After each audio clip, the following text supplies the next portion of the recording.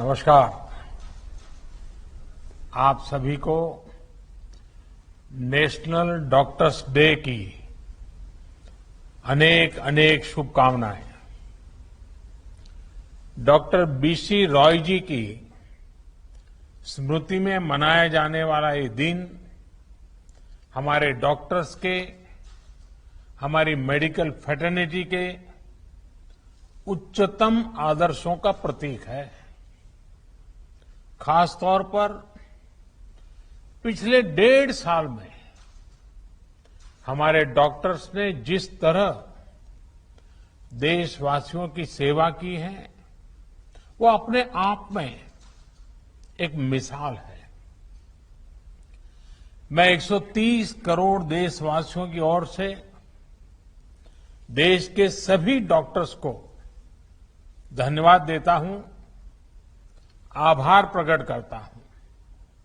साथियों, डॉक्टर्स को ईश्वर का दूसरा रूप कहा जाता है और वैसे ही नहीं कहा जाता। कितने ही लोग ऐसे होंगे जिनका जीवन किसी संकट में पड़ा होगा, किसी बीमारी या दुर्घटना का शिकार हुआ होगा, या फिर कई बार हमें ऐसा लगने लगता है कि क्या हम हमारे अपने को खो देंगे। लेकिन हमारे डॉक्टर्स ऐसे मौकों पर किसी देवदूत की तरह जीवन की दिशा बदल देते हैं, हमें एक नया जीवन दे देते हैं। साथियों, आज जब देश कोरोना से इतनी बड़ी जंग लड़ रहा है, तो डॉक्टर्स ने दिन रात मेहनत करके लाखों लोगों का जीवन बचाया है। ये पुण्य कार्य करते हुए देश के कई डॉक्टर्स ने अपना जीवन भी न्यौछावर कर दिया। मैं जीवन आहूत करने वाले इन सभी डॉक्टर्स को अपनी विनम्र श्रद्धांजलि अर्पित करता हूं और परिवार के प्रति अपनी संवेदना व्यक्त करता हूं। साथियों, कोरोना से लड़ाई में जितनी चुनौतियां आई, हमारे वैज्ञानिकों, डॉक्टर्स ने उतने ही समाधान तलाशे, प्रभावी दवाइयां बनाई। आज हमारे डॉक्टर्स ही कोरोना के प्रोटोकॉल्स बना रहे हैं, उन्हें लागू करवाने में मदद कर रहे हैं। ये वायरस नया है, इसमें नए नए म्यूटेशंस भी हो रहे हैं, लेकिन हमारे डॉक्टर्स की नॉलेज, उनके एक्सपीरियंस, उनके अनुभव वायरस के इन खतरों और चैलेंजेस का मिलकर मुकाबला कर रहे हैं। इतने दशकों में जिस तरह का मेडिकल इंफ्रास्ट्रक्चर देश में तैयार हुआ था, उसकी सीमाएं आप भली भांति जानते हैं। पहले के समय में मेडिकल इंफ्रास्ट्रक्चर को किस तरह नजरअंदाज किया गया था, इससे भी आप परिचित हैं। हमारे देश में जनसंख्या का दबाव इस चुनौती को और कठिन बना देता है। बावजूद इसके कोरोना के दौरान अगर हम प्रति लाख जनसंख्या में संक्रमण को देखें, मृत्यु दर को देखें, तो भारत की स्थिति बड़े बड़े विकसित और समृद्ध देशों की तुलना में कहीं संभली हुई रही है। किसी एक जीवन का असमय समाप्त होना उतना ही दुखद है, लेकिन भारत ने कोरोना से लाखों का जीवन बचाया भी है।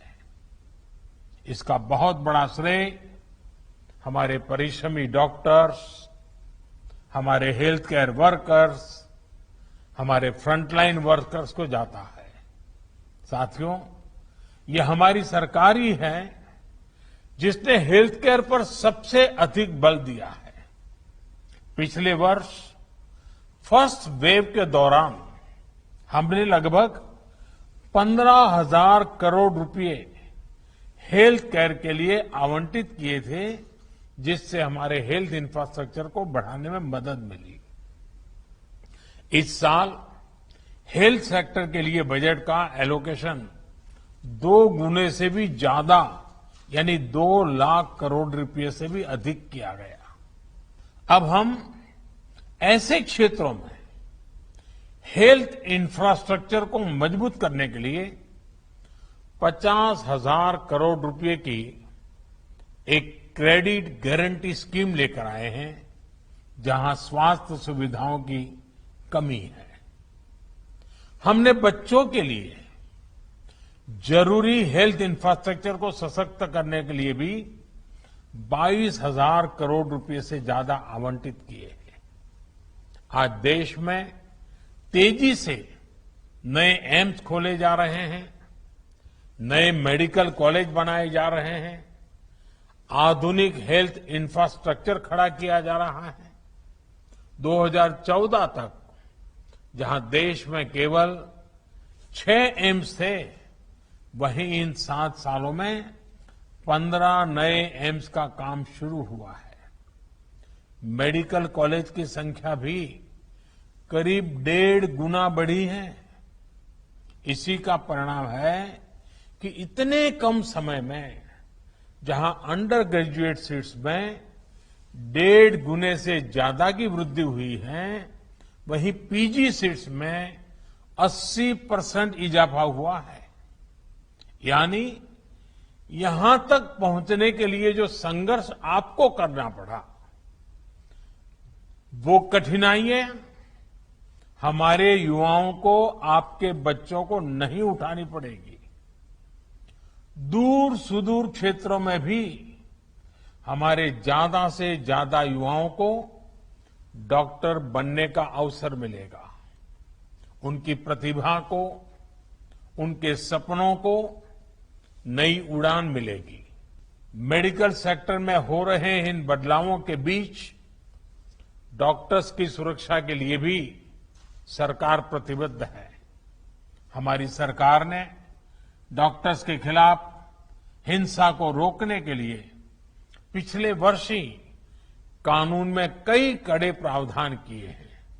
इसके साथ ही हम अपने कोविड वॉरियर्स के लिए फ्री इंश्योरेंस कवर स्कीम भी लेकर आए हैं। साथियों, कोरोना के खिलाफ देश की लड़ाई हो या मेडिकल व्यवस्था सुधारने का देश का लक्ष्य, इन सब में आप सभी को महत्वपूर्ण भूमिका अदा करनी है। उदाहरण के तौर पर जब आप सभी ने पहले फेज में वैक्सीन लगवाई, तो उससे देश में वैक्सीन को लेकर उत्साह और विश्वास कई गुना बढ़ गया।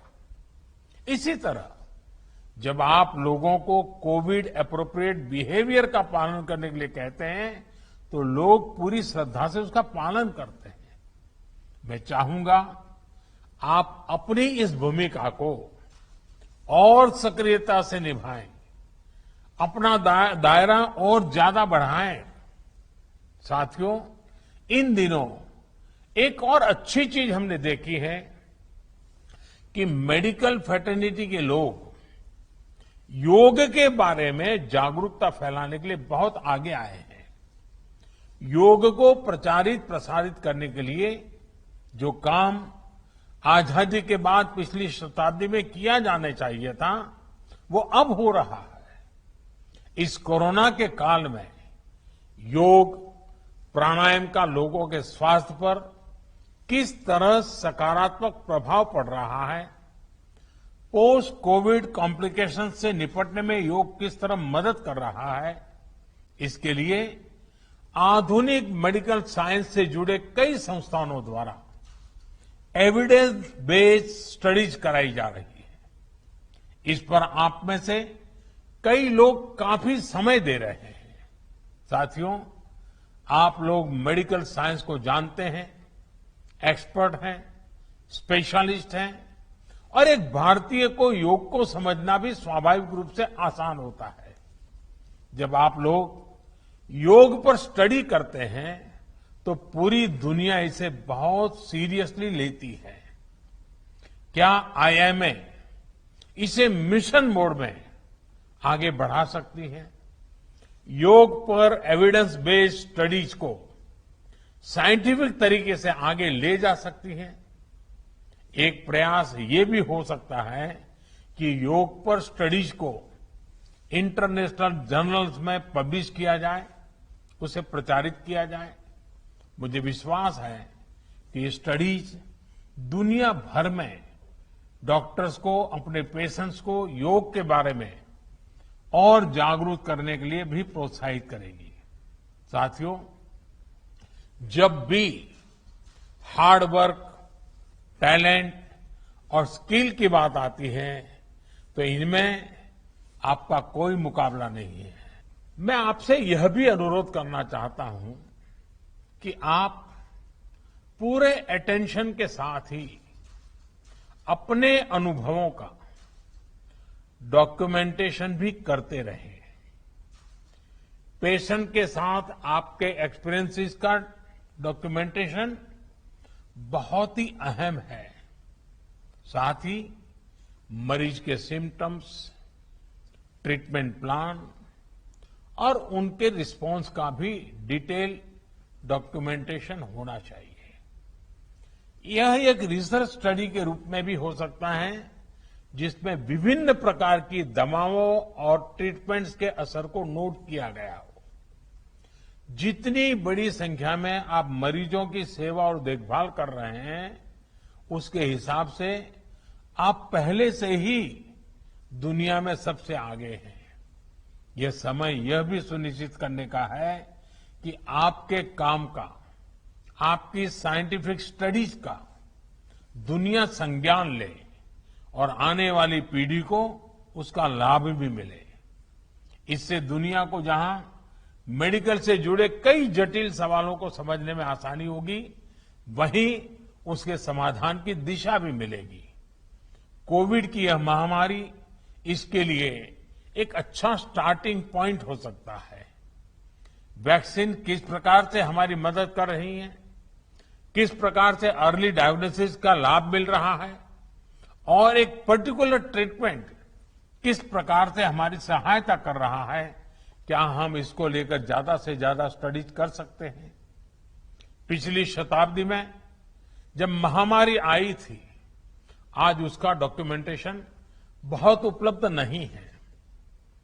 आज हमारे पास टेक्नोलॉजी भी है और हम अगर कोविड से कैसे मुकाबला किया गया है, इसके प्रैक्टिकल अनुभवों का डॉक्यूमेंटेशन करते हैं, तो वो भविष्य में पूरी मानवता के लिए बेहद मददगार साबित होगा।